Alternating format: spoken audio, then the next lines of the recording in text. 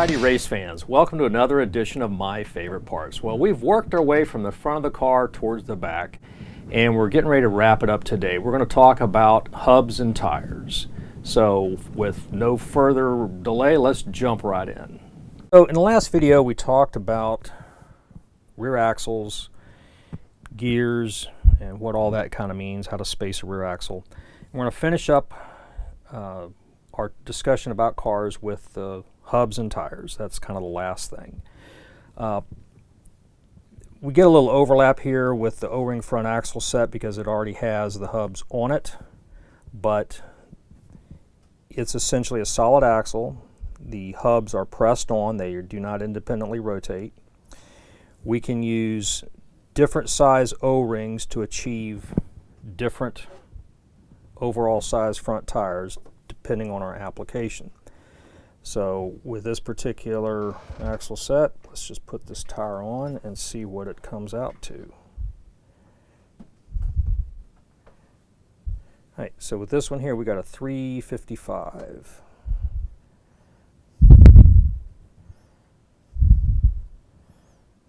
Pop that one on there. And that's about a 350. This one here is going to be about a 340.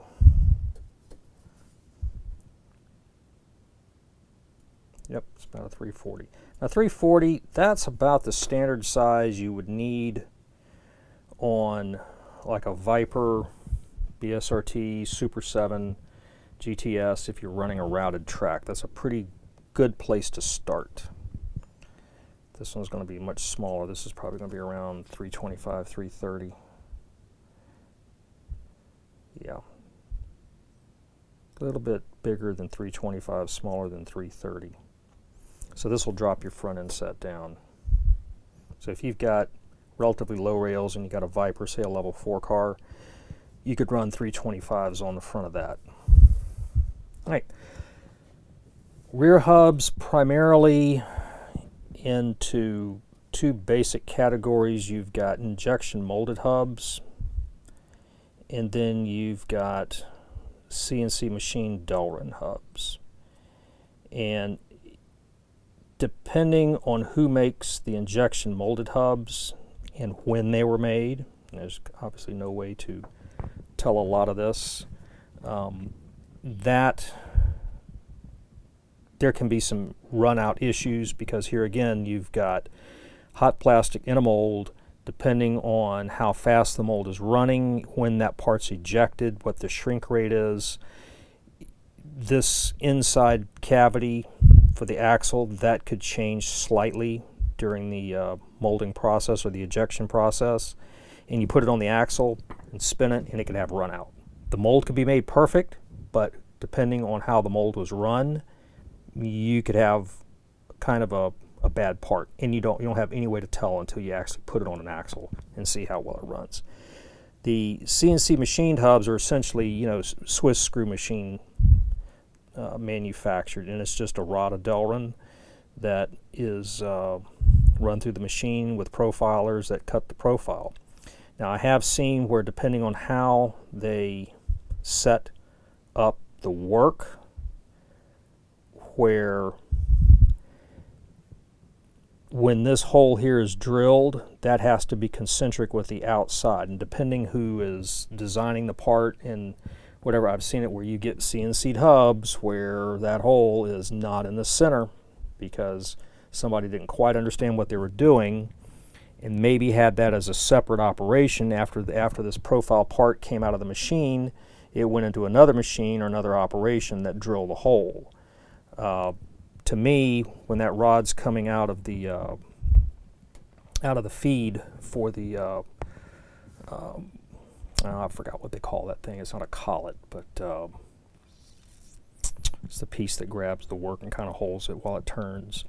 But while the outside is being profiled, then the same arm that profiles it needs to also have a drill bit that drills the hole on the same operation. That way you get perfectly concentric parts.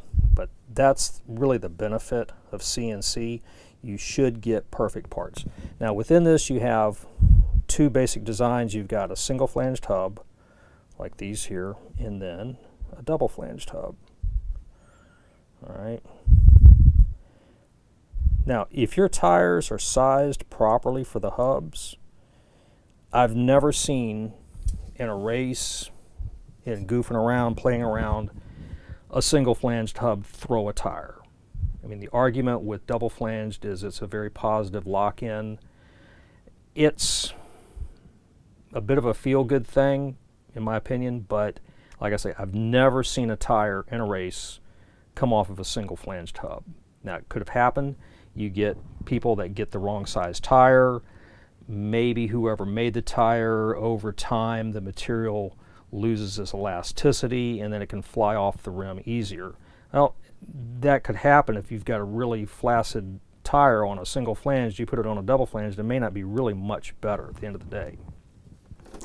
All right, this is my tire inventory box. I mean, I guess different sellers could do different things, but this is, everything is sectioned off according to size and type. This looks good on camera for a couple of different reasons. Everything's a different color. But within the Viper line, we have medium compound tires, soft compound tires, and then these firm compound that they call albino. All right. So with these colored tires, it has nothing to do with, you know, bling. I mean, some people are like, man, I want them green tires. Well, you know, your car may not want to run those green tires depending on the size it needs. This is for racing applications where you're in a club environment, you're trying to set your car up, you've got tires all over your work area, and if they were all black and you take something off and lay it down and grab another size, you come back, you know, a while later and maybe things get mixed up and you don't know what size tires are what.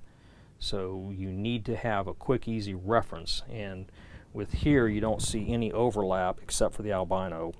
But from the soft and the medium, which is pretty much the preponderance of what people use, every color is different. And it's not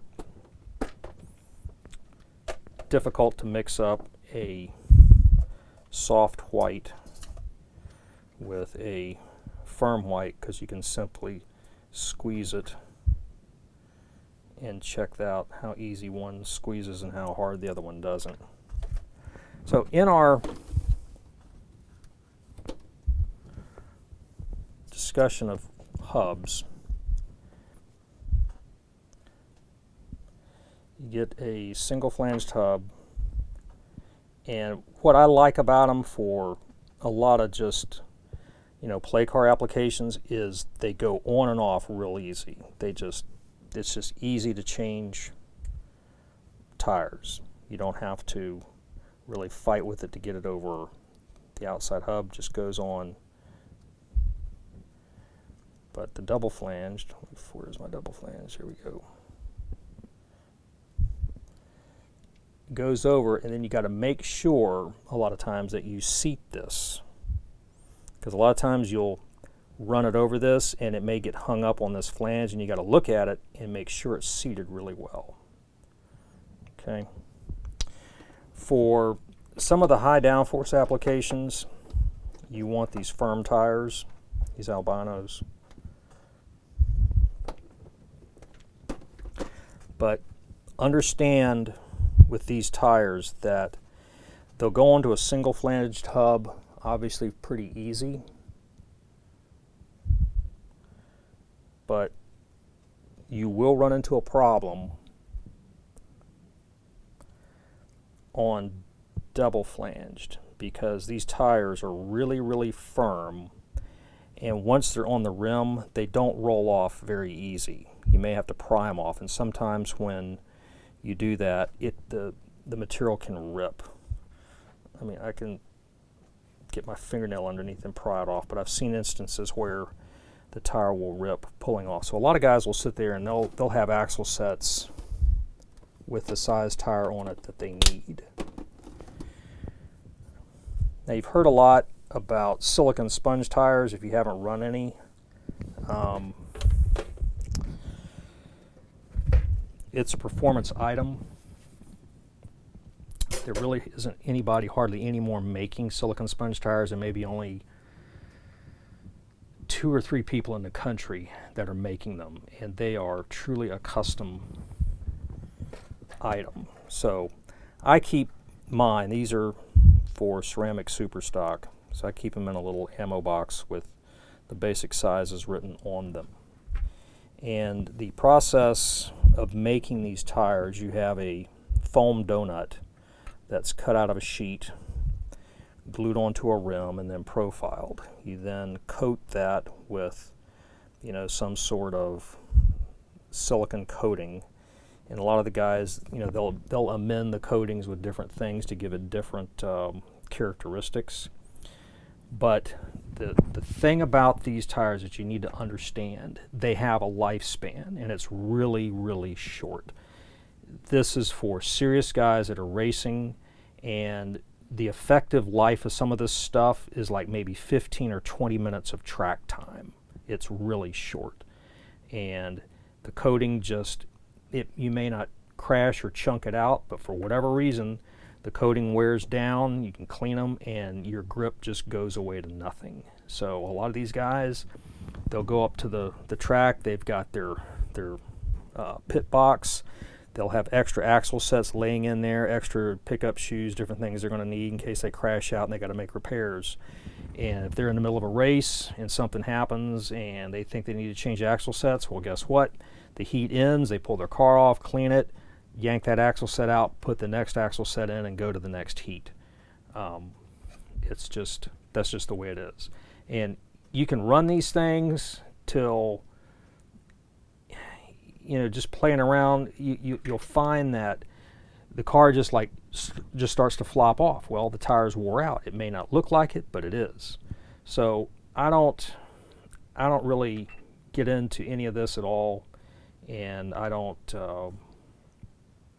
not interested in supplying them because it's just so hard to get. But we've talked about that, and it's a tire program. If you're gonna club race and your club allows silicone sponge tires, then you got to have a tire program, and you may end up with boxes of these things. I mean, I've seen guys that they'll have their pit box with the big wood trays. They'll open up the thing and they'll have 100 axle sets literally sitting there, all kinds of different sizes, different gears, different ratios.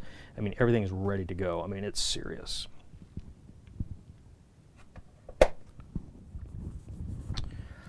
All right, so just to kind of wrap up tires, ever since the days of T-Jets in the mid-60s, factories have always cheated on tires. That's just their, penny parts, half a penny part injection molded tires in China.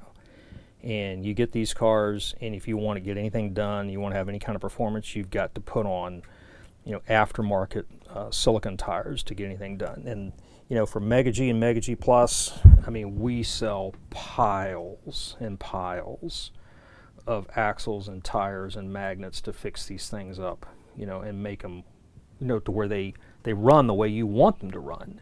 Now, you get the thing out of the box, and they do a great job on their bodies. There's no doubt about it, Auto World too. But you put it on the track and pull the trigger, and great disappointment. You've got to do some work on them and fix that part of the equation that the factory just doesn't want to try to fix. Other suppliers with their proprietary cars, I can't say how well they do in terms of what the compounds they use and what tire sizes. I know what I do, and for instance, a good example is Super 7. I've got it set up to where it should run really well right out of the box on Tomy track, because that's what most people have. And if you've got a routed track, then the GTS version is set up to where out of the box it should run really good on a routed track. Now, you can massage this car a little bit, change the tire size, maybe drop it down to a firmer compound or whatever, and get a little bit more performance at the margin. But out of the box, you shouldn't have to fiddle with these things much. Okay. So, any questions or comments or whatever, put them down in the the area below, and I'll try to get to them if I can. I don't sit there and troll my own YouTube site all that often to see what's up. So if you write something and I don't get back to it for a couple, 3 days, it's because I'm busy doing things. If you have a really, really important question, send me an email. Okay, that's really the best, where I can then try to respond to it, see what your question is. All right, so we've wrapped this up, and the next video we're going to talk about controllers.